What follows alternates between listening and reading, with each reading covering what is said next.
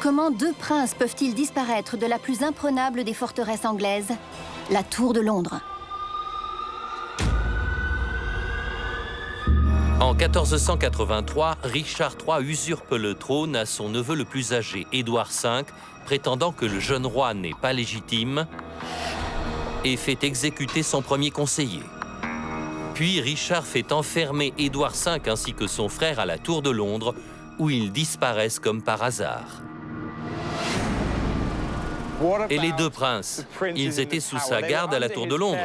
Il est fort probable que Richard III les ait fait tuer.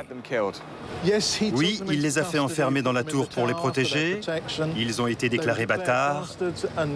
Et oui, plus personne ne les a jamais revus. Mais le fait qu'ils aient disparu ne signifie pas pour autant qu'ils sont morts. Et s'ils sont morts, cela ne permet pas d'affirmer que c'était sur ordre de Richard.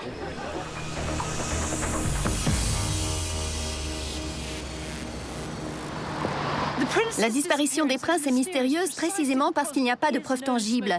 Mais il existe des indices, et certains des plus parlants sont conservés ici. Voici le siège de l'institution chargée des armoiries en Angleterre. Fondée par Richard III lui-même, c'est une véritable caverne d'Ali Baba de documents précieux. Ce parchemin long de 7 mètres retranscrit l'histoire de la famille de l'épouse de Richard. Alors, le passage le concernant, le blâme-t-il pour la mort des princes? Pas exactement. Ça dit juste Richard III, roi d'Angleterre. Et ça le décrit comme un mari né sous une mauvaise étoile, un mari qui a apporté infortune à son épouse.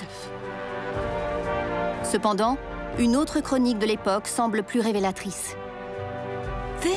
Ce document est l'œuvre d'un Londonien et il raconte l'histoire des dernières années du XVe siècle.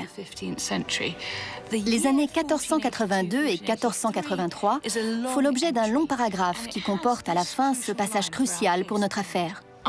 Je cite, « Cette année, les fils d'Édouard IV, nous savons qu'il s'agit des princes de la Tour, ont été tués dans la Tour de Londres. »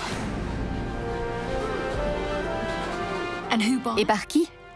Je lis « sous la pression », autrement dit sur les conseils ou d'après les manigances, du duc de Buckingham.